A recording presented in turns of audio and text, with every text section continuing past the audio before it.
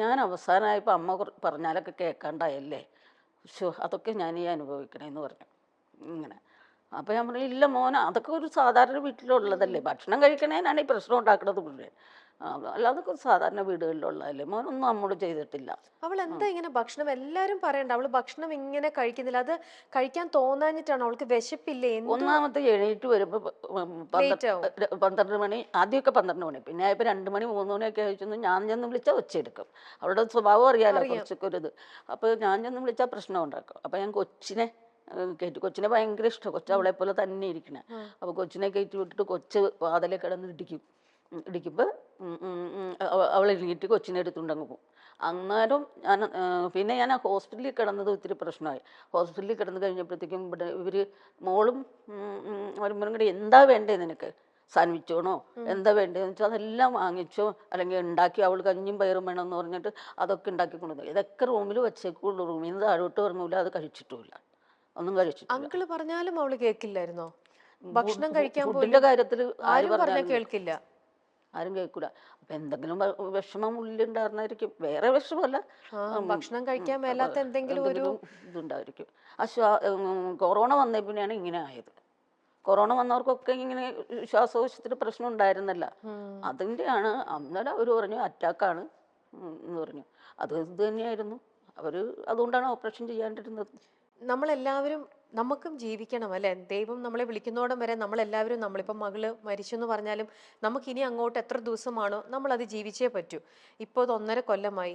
ആണ്ടിക്ക് അതിൽ നിന്നും ഇപ്പോഴും പുറത്തേക്ക് ഇറങ്ങുന്നില്ല, എല്ലാം പറഞ്ഞു. പക്ഷെ കൂടെ എപ്പോഴും ഉള്ളത് രാജു അങ്കിളാണ്, എപ്പോഴും സപ്പോർട്ടായിട്ട് കൂടെ നിൽക്കുന്നത്. അദ്ദേഹം സ്വന്തം മോളെ പോലെയാണ് സുബിനെ കൊണ്ട് കണ്ടതും കൊണ്ടു നടന്നേക്കണതെല്ലാം നടന്നതും. എനിക്ക് തോന്നുന്നു പ്രോഗ്രാമിലും സ്ഥലങ്ങളിലും എല്ലാം അല്ലേ? എല്ലായിടത്തും. പിന്നെ ട്രിവാൻഡ്രത്തൊക്കെ കൊണ്ടുപോണത് പുള്ളിയാണ്. പുള്ളി വണ്ടി ഓടിച്ച് കൊണ്ടുപോകും. ആ. ഇങ്ങനെ തിരിച്ചു വരും. ആ കൊറോണ കഴിഞ്ഞ പിന്നെ ഫ്ലൈറ്റ് ഇല്ലാണ്ടായല്ല. ആ. അത് കഴിഞ്ഞ പിന്നെ ഒറ്റയ്ക്ക് വിട്ടിട്ടില്ല. ഇപ്പം ആന്റി കണ്ടോന്നറിയില്ല, സുബി നേരത്തെ റിമി ടോമിയുടെ ഒരു ഇന്റർവ്യൂല് പ്രോഗ്രാമിൽ സുബി പോയിരുന്നു. അന്ന് അവർ തമ്മിൽ എന്തോ ഒരു കോൺവെർസേഷന്റെ ഇടയിൽ അന്ന് സുബി പറഞ്ഞൊരു കാര്യമുണ്ട്, ഞാൻ മരിച്ചാലും പിന്നീട് ഞാൻ മരിച്ചാലും എൻ്റെ വീട്ടുകാര് നല്ല രീതിയിൽ ജീവിക്കണം, അതിനുള്ളതെല്ലാം ഞാൻ ചെയ്യും, അങ്ങനെയാ ഞാൻ നോക്കുന്നത്. അല്ലെങ്കിൽ എനിക്കതാണ്, ഞാൻ ഇല്ലാത്തപ്പോഴും അവർ സന്തോഷത്തോടെ ഇരിക്കണം, അവർ നല്ല രീതിയിൽ ജീവിക്കണം. അതാണ്ടി കേട്ടോ, ആ ഇന്റർവ്യൂ കണ്ടോ? എനിക്കറിയാം. പക്ഷെ പുള്ളിക്കാരത്തി അത് വിചാരിച്ചത് എന്താന്ന് വെച്ചാൽ ഇൻഷുറൻസിന്റെ കാര്യം പറഞ്ഞാണ് അവർ തുടങ്ങിയത്. അപ്പൊ റിമി പറഞ്ഞു ഞാൻ ചത്തു കഴിഞ്ഞിട്ട് അങ്ങനെയൊന്നും ഞാൻ ചെയ്തിട്ടില്ലെന്ന് പറഞ്ഞു. അപ്പൊ പുള്ളിക്കാരത്തിക്ക് 27.5 ലക്ഷം രൂപയുടെ മെഡിക്ലെയിം ഉണ്ടായി. ഈ പാൻക്രിയാസിൽ കല്ലുണ്ടെന്നും കരളിന് അസുഖം വന്നെന്നും പറഞ്ഞത് തന്നില്ല നമുക്ക്. സ്റ്റാറിൻ്റെ ആയിരുന്നു. ഇനിയിപ്പോൾ അത് പറയാമോന്നറിയില്ല, പേര് പറയാമോന്നറിയില്ല. അവർ നമുക്ക് പൈസ തന്നില്ല. എന്നാലും പക്ഷേ അവള് അവൾക്ക് ആ കുട്ടിപ്പട്ടാളം വന്നേ പിന്നെയാണ് ഒന്ന് പണ്ടത്തെ ഇതറിയാലോ, പോയാൽ എന്താ നമുക്ക് കിട്ടണതൊക്കെ. അത് ഇവിടെ വലിയ വലിയ ആർട്ടിസ്റ്റുകളൊക്കെ പോലും മരിച്ചു കഴിയുമ്പോൾ അവരുടെ വീട്ടുകാരൊക്കെ അനാഥരായി ഒന്നുമില്ലാതെ വെക്കും. പക്ഷെ ഞങ്ങൾ അതിൻ്റെ ഇടയിൽ ഞാനും ഹസ്ബൻഡും കൂടി എൻ്റെ വീട്ടിൽ നിന്നുള്ള വീതവും വിറ്റുകൊണ്ട് വന്ന് അന്ന് കുറച്ച് സ്വർണ്ണമൊക്കെ ഉണ്ടായതൊക്കെ വിറ്റ് റിയൽ എസ്റ്റേറ്റിലേക്ക് ഇറങ്ങി. അതുകൊണ്ടാണ് എനിക്ക് ചികിത്സിക്കാൻ പറ്റിയത്. അല്ലാണ്ട് സുബിയുടെ കയ്യിൽ ഇത്രയും ഞങ്ങൾക്ക് 57,500 രൂപ വീടിന് ലോൺ അടയ്ക്കണമായിരുന്നു, കാറിന് ലോൺ അടയ്ക്കണമായിരുന്നു. ഇത്രയും പ്രശ്നങ്ങളൊക്കെ ഉണ്ടായി. അതിൻ്റെ ഇടയിലാണ് സുബിക്ക് ഇത്ര ലക്ഷങ്ങൾ അങ്ങ് അവിടെ അപ്പം ആയത്. ഹെൽത്ത് ഇൻഷുറൻസിന്റെ ഒന്നും കിട്ടിയില്ല. അത് കിട്ടുന്നതാണ്. ഞാനും മാനേജ്മെൻറ്റുമായിട്ട് അവിടെ ഇത്തിരി പ്രശ്നമുണ്ട്. അവർ അത് സീൽ ചെയ്ത് തരണം. അപ്പോൾ ടിനി ടോമും ഞാനും പുള്ളിയും കൂടെയാണ് അവിടുത്തെ മാനേജരെ കണ്ടത്. അപ്പോൾ അവർ ടിനി ടോം പറഞ്ഞു ശരിക്കും പറഞ്ഞാൽ നിങ്ങൾ ഈ പൈസ മേടിക്കരുത് എന്ന് പറഞ്ഞു. അപ്പോൾ 2.5 ലക്ഷം രൂപ കുറച്ച് തന്നേക്കാന്ന് പറഞ്ഞു. ലക്ഷങ്ങൾ കെട്ടി കുറച്ച് തന്നു. അത് കഴിഞ്ഞ് പിന്നീട് ഞാൻ ആ പേപ്പർ നമുക്കത് കേസ് കൊടുത്താൽ കിട്ടിയേനെ. ഇപ്പോൾ കോടതി അങ്ങനെ പറയുന്നുണ്ട്, എല്ലാവരുടെയും പൈസ മേടിച്ച് കൊടുക്കുന്നുണ്ട്. അപ്പോൾ കേസ് കൊടുത്താൽ ാനായിട്ട് ചെന്നപ്പോൾ അവർ പേപ്പർ സൈൻ ചെയ്തു തന്നില്ല. അപ്പോൾ പറഞ്ഞു 2.5 ലക്ഷം രൂപ കുറച്ച് തന്നതിന് ഒരു ചെക്ക് എഴുതി കൊടുത്തിട്ട് മേടിച്ചുകൊണ്ട് പോയിക്കോളാൻ പറഞ്ഞു. പിന്നെ നമുക്ക് ഇവിടെ നിന്ന് ഇത് കിട്ടിയതുമില്ലെങ്കിൽ വലിയ പ്രശ്നമാവില്ലേ. പിന്നെ ഇതൊക്കെ കഴിഞ്ഞ് പിന്നെ നമുക്ക് കുറച്ച് കടങ്ങളും ബാധ്യതകളും ഒക്കെ വന്നു. ഈ ലോൺ അടയ്ക്കാൻ കിടക്കണു, അതും പ്രൈവറ്റ് ബാങ്കിൻ്റെ ഇതടയ്ക്കാൻ കിടക്കണു. പിന്നെ അന്ന് ഞാൻ പറഞ്ഞില്ലേ റിയൽ എസ്റ്റേറ്റിലൊക്കെ ഉണ്ടായിരുന്നു. ഇപ്പം 2 വീട് പണിതിട്ടിട്ടുണ്ടായി, ഇത്തിരി സ്ഥലം കിടപ്പുണ്ടായി. ഇതെല്ലാം കൂടെ കൊടുത്തു. ഒരു വീട് മോനിന് കൊടുത്തു. അപ്പം അത് നേരത്തെ കൊടുത്ത മറ്റേ വീടൊക്കെ നമ്മൾ ഒത്തിരി നഷ്ടത്തിന്, അതായത് ഈ കൊറോണയ്ക്കൊക്കെ മുമ്പ് നല്ല വില പറഞ്ഞ വീടുകളൊക്കെ ഒത്തിരി നഷ്ടത്തിന് നമ്മൾ കൊടുത്തു. ഈ 5 സെൻറ്റ് സ്ഥലം 8 ലക്ഷം രൂപ പറഞ്ഞത് 5,60 കൊടുത്തു. 5,60 കൊടുത്ത് കടങ്ങളെല്ലാം വീട്ടി, വീടിൻ്റെ കടങ്ങൾ വീട്ടി, മോൻ്റെ എൻ്റെയും കാറിൻ്റെ കടങ്ങളെല്ലാം വീട്ടി, സ്വസ്ഥമായിട്ട് കിടക്കാം ഇപ്പം. എന്ന് വെച്ചാൽ കടമില്ല. അവര് രാഹുലുമായിട്ട് എല്ലാം സെറ്റായി, ഇനി അങ്ങനെ ഒരു ജീവിതം തുടങ്ങാം, അങ്ങനെ ഒരു ഇതും ഉണ്ടായി. അപ്പൊ അങ്ങനെ ഒരു support എന്നോട് കൂടെ പറയും ഉണ്ടായിട്ടേ. ഗോൾഡൊന്നും മേടിക്കരുതമ്മ, ഞാൻ ഇടൂല. ഗോൾഡൊന്നും അല്ലെങ്കിലേ മേടിച്ചിട്ടൊന്നും അവൾ സമ്മതിക്കൂല. അങ്ങനെയാണ്. ഞാനൊരു കുഞ്ഞുമാലയല്ലേ ഇടുള്ളൂ 300 എന്ന് പറയും. അപ്പോൾ ഇവൻ രാഹുൽ എന്നോട് പറയും, ഇതൊക്കെ കുഞ്ഞു കൊച്ചിനെ ഭയങ്കര ഇഷ്ടമാണ് രാഹുലിനും, ഒക്കെ കൊച്ചിന് കൊടുത്തേര്, എനിക്ക് ജീവിക്കാനുള്ള സ്വത്തൊക്കെ എൻ്റെ കയ്യിലുണ്ട് എന്ന് പറയും. എന്ന് രാഹുലും പറയും. അങ്ങനെ അല്ലെങ്കിലും ഞാൻ അപ്പോൾ അവനോട് പറയും, അല്ലെങ്കിലും നീ എൻ്റെ ചിലവ് ജീവിക്കാമെന്ന് വിചാരിക്കണ്ട, നീ പണിയെടുത്ത് എനിക്ക് തന്നോളണം, ഞാൻ പോകില്ല. അങ്ങനെ അവനോടും പറയും. തമാശയാണ്, എന്നാലും അങ്ങനെ പറയും. പക്ഷെ അല്ലാതെ അങ്ങനെ അങ്ങനെ മരിച്ചു എന്നൊരു ചിന്താഗതി ഉണ്ടായില്ല. ഉണ്ടായെങ്കിൽ ഇങ്ങനെയൊക്കെ പ്ലാൻ ചെയ്യൂലല്ലോ. അപ്പം ഞാൻ പറഞ്ഞിരുന്നു ഇവർക്ക് വേറൊരു വീട്ടിൽ പോയി നിൽക്കാനൊക്കെ ബുദ്ധിമുട്ടാണ്. അപ്പോൾ നിങ്ങളിവിടെ തന്നെ താമസിച്ചോ, അവൻ അവിടുത്തെ കുറച്ചടുത്താണ് എൻ്റെ വീട്, നിങ്ങളിവിടെ തന്നെ. അവനും പറഞ്ഞു, ഇവളെൻ്റെ വീട്ടിലൊന്നും വന്ന് താമസിക്കാൻ പോണില്ല, ഇവിടെ താമസിച്ചോട്ടെ, അവിടെ നമുക്ക് ആവശ്യത്തിന് ബെഡ്റൂംസും കാര്യങ്ങളും ഒക്കെ ഉണ്ട്, ഇവിടെ താമസിച്ചാൽ മതി, മോനാണെങ്കിലും വേറെ വീട് കിടപ്പുണ്ട്. അപ്പോൾ അങ്ങനെയൊക്കെ എന്തോ അതൊക്കെ ചെയ്യുമ്പോൾ എന്നെ എപ്പോഴും വഴക്ക് പറയായിരുന്നു, അമ്മ എന്തിനാണ് ഈ കാലത്ത് പോലെ പോകണം. അപ്പോൾ ഉച്ചയ്ക്ക് എണീറ്റ് വരുമ്പോൾ ഞാൻ ചായയൊക്കെ തിളപ്പിച്ച് വെച്ചിട്ടാണ് നിങ്ങൾ പോണത്. അപ്പോൾ ഫോൺ ചെയ്യും, ഇന്ന് എവിടെയാ എന്ന് ചോദിക്കും. അപ്പോൾ ഞാൻ പറയും, ഞാനിങ്ങനെ ഇന്ന സ്ഥലത്താണ് എന്ന് പറയും. അപ്പോഴത്തേക്ക് അമ്മ ഇനിയിപ്പോൾ എന്തിനാ ഇങ്ങനെ കിടന്ന് ഓടണേ എന്ന് ചോദിക്കും എപ്പോഴും. പക്ഷേ ഞാൻ അന്ന് ഓടിയില്ലായിരുന്നു, എൻ്റെ കൊച്ചിനെ ഇങ്ങനെ ചികിത്സിക്കാനൊന്നും എനിക്ക് പറ്റില്ലായിരുന്നു. എനിക്ക് ഇങ്ങനെ ഒരു സംതൃപ്തിയുണ്ട്, എനിക്ക് നോക്കാവുന്നതിൻ്റെ പരമാവധി നോക്കി എന്നുള്ളത്. പിന്നെ കൊറോണ വന്ന് കുറേ കൊല്ലങ്ങൾ, 1-2 കൊല്ലത്തോളം വെറുതെ ഇരുന്നില്ലേ. അപ്പോഴും നമുക്ക് ലോൺ കാര്യങ്ങളൊക്കെ ഇങ്ങനെ കിടക്കുകയാണ്. അന്നൊക്കെ അത് നമ്മുടെ കയ്യിൽ അന്ന് നമ്മളും കൂടി ജോലി ചെയ്യുന്നതുകൊണ്ട് ഉണ്ടായി, അതൊക്കെ അടച്ചു പോകാനൊക്കെ പറ്റി. അപ്പം ആകെ ഒരു ജീവിതത്തിൽ ഇനി എന്തെങ്കിലും ഒന്ന് നോക്കണം. കാരണം ജീവിതത്തിൽ ആകെ ഒരു ആശ്വാസമുള്ളത് കടമില്ല എന്നുള്ളതാണ്. കടങ്ങളൊക്കെ തീർന്നു എന്നുള്ളത്. എന്നിട്ട് അവിടെ കിടന്നിട്ടും പുള്ളിക്കാരത്തിൻ്റെ ചിന്ത ഇതൊക്കെയായിരുന്നു, അമ്മ എങ്ങനെ ലോൺ അടയ്ക്കും. ഇപ്പോൾ 2 കൊല്ലമായി നമ്മൾ അടച്ചു തുടങ്ങിയിട്ട്. അത് കഴിഞ്ഞാണ് ഒരു പ്രോഗ്രാം വന്നിട്ട് അതിൻ്റെ അപ്പോൾ ലോൺ അടച്ചു പോകും. അങ്ങനെ ചെയ്തുകൊണ്ടിരുന്ന വെച്ചാൽ വീട്ടിലെ കാര്യങ്ങളൊക്കെ അവൾ കൊണ്ട് നടക്കുക. 2 കൊല്ലം കഴിഞ്ഞ് പിന്നെ അവൾക്ക് ഒരു നല്ല ഷോ കിട്ടി, അത് ചെയ്തുകൊണ്ടിരിക്കുകയായിരുന്നു. അപ്പോൾ പിന്നെ ലോണൊക്കെ അടച്ചു തുടങ്ങിയതാണ്.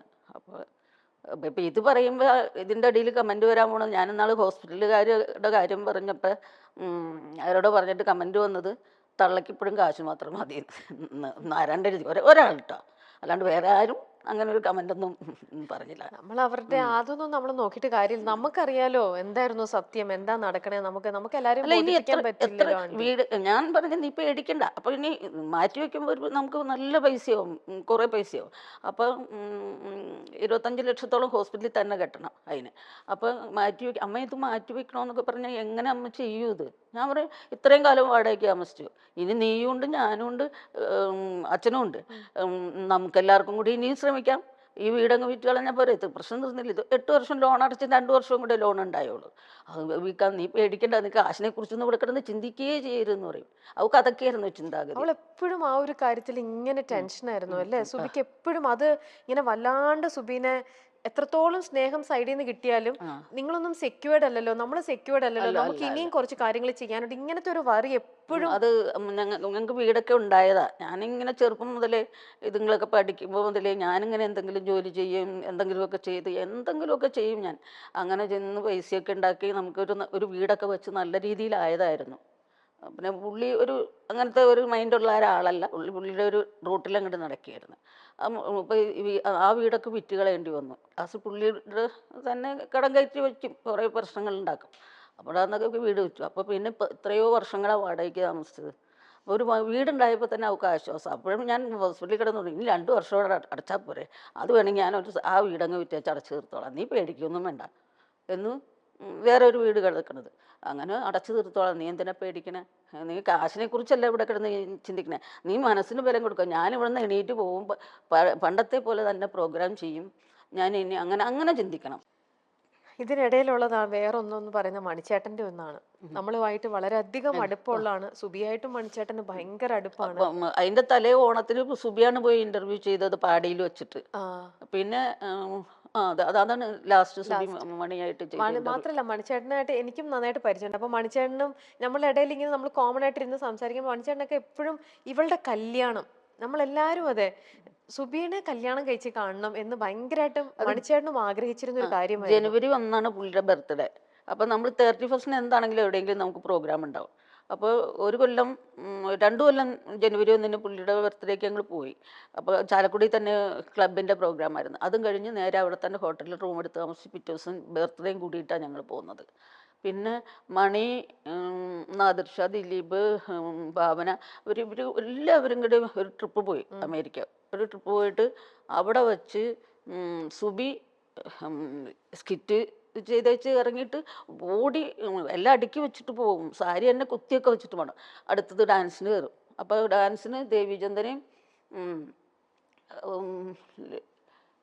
പാരീസ് ലക്ഷ്മി ഇവർ 3 പേരും കൂടെയാണ് ഡാൻസ് കളിച്ചത്. അത് അപ്പം ഇങ്ങനെ ഡ്രസ്സ് അതല്ല, അതാ ട്രിപ്പല്ല, പിന്നത്തെ ഒരു ട്രിപ്പാണ്. ഇങ്ങനെ 8 എൻട്രി ഉണ്ട് സുബിക്ക്. അപ്പോൾ സുബി ഒരു ഡൈവൊക്കെ ചെയ്യണ ശ്രീറാം എന്ന് പറഞ്ഞ തമിഴിലുള്ള ഒരു ആളാണ് കൊറിയോഗ്രാഫി ചെയ്തത്. അപ്പോൾ ഇങ്ങനെ വായുവിൽ കറക്കിയാണ്, നിലത്ത് നിന്നല്ല അതിൻ്റെ ഡാൻസ്. അത് കണ്ടപ്പോൾ ദിലീപിനും നാദർഷിക്കൊക്കെ പേടിയായി. എല്ലാം ഒന്ന് പറ്റിപ്പോയാൽ പിന്നെ ബാക്കിയുള്ളതിലൊക്കെ സുബിയുണ്ടേ. അപ്പോൾ ഇവളുടെ ഈ ആ സ്റ്റേജിനുള്ള ഡെഡിക്കേഷനൊക്കെ കണ്ടപ്പോഴത്തേക്കും മണി ഒരു ദിവസം രാത്രി എന്നെ വിളിക്കുകയാണ്, ഞാൻ ഇങ്ങനെ സ്റ്റേജിനോട് ഇത്ര ഡെഡിക്കേഷനോട് ഒരു കൊച്ചിനെ കണ്ടിട്ടില്ല. അതുകൊണ്ട് അവൾ അത്ര ആത്മാർത്ഥമായിട്ട് നിന്നു ഞങ്ങളുടെ കൂടെ. അതുകൊണ്ട് അവളുടെ കല്യാണത്തിന് അതാണ് ഈ 10 പവൻ കൊടുക്കുമെന്ന് പറഞ്ഞ് ശ്രീകണ്ഠൻ നായരൊക്കെ പറയുന്നത്. 10 പവൻ കൊടുക്കുമെന്ന് പറഞ്ഞു. അത് കഴിഞ്ഞ് ഞങ്ങൾ എയർപോർട്ടിൽ വന്നിറങ്ങിയപ്പോഴും എന്നോട് പറഞ്ഞു, ഇവളെ വേഗം കല്യാണം കഴിപ്പിക്കണം, ഇവക്ക് 10 പവൻ തരുമെന്ന് ഞാൻ അന്ന് കള്ളുപിടിച്ചിട്ട് പറഞ്ഞൊന്നും അല്ല, ഞാൻ തന്നിരിക്കും. ഹെപ്പറ്റൈറ്റിസ് ബി ആണ്. ആദ്യം കിഡ്നിയെ ബാധിച്ചു, ഡയാലിസിസ് ചെയ്തു, പിന്നെ വെന്റിലേറ്ററിലാക്കി. അങ്ങനെയാണ് ട്രാൻസ്പ്ലാന്റ് ചെയ്യാൻ പറയുന്നത്. അതിനെല്ലാം നമ്മൾ റെഡിയാക്കി, എല്ലാവരും സഹായിച്ചു. പക്ഷെ അവൾക്ക് യോഗമുണ്ടായില്ല എന്നാണ് അമ്മ പറയുന്നത്. മരിക്കുന്നതിനും 2 ദിവസം മുൻപേ ഞാൻ സുബിയെ കാണാൻ വേണ്ടി ഹോസ്പിറ്റലിൽ പോയി. നമ്മൾ ആശുപത്രിയിലേക്ക് പോകുമ്പോൾ തിരിച്ചുവരവിന്റെ പ്രതീക്ഷയോടെയാണല്ലോ പോകുന്നത്. എന്നാൽ ഞാൻ അവസാനമായി അവളെ കണ്ടപ്പോൾ അന്നത്തെ സുബി, അവൾക്ക് എന്തോ ഒരു ബോധ്യം പോലെ എന്നെ കണ്ടപ്പോൾ അവൾ ഒന്ന് തൊഴുതു. എന്നെ കാണുമ്പോൾ ഒരിക്കലും അങ്ങനെയല്ല സുബി ചെയ്യുക, എല്ലാവരും പുറത്തുണ്ട് എന്നൊക്കെ പറഞ്ഞ് ആശ്വസിപ്പിക്കുമ്പോഴും സുബിക്കൊരു ബോധ്യം ഉണ്ടായിരുന്ന പോലെ. എന്റെ മനസ്സിലുള്ള ആളല്ല സുബിയെന്ന് എനിക്ക് തോന്നിപ്പോയെന്ന് രമേശ് പിഷാരടി പറഞ്ഞു. ചെറുക്കൻ പെണ്ണായിരുന്നു ഞങ്ങൾ അവൾക്കെന്നാണ് ജാഫർ ഇടുക്കി പറഞ്ഞത്. സംസാരത്തിലും അവളുടെ പെരുമാറ്റത്തിലും എല്ലാം അവൾ അങ്ങനെയായിരുന്നു. താൻ നിവിൻ പോളിയുടെ ഒപ്പമുള്ള ഒരു സിനിമയ്ക്ക് വേണ്ടി ദുബായിലുള്ളപ്പോഴാണ് സുബി സുരേഷിന്റെ മരണം അറിയുന്നത്. താൻ പെട്ടെന്ന് കരഞ്ഞു പോയെന്നാണ് ജാഫർ ഇടുക്കി സുബിയെക്കുറിച്ച് പറഞ്ഞത്.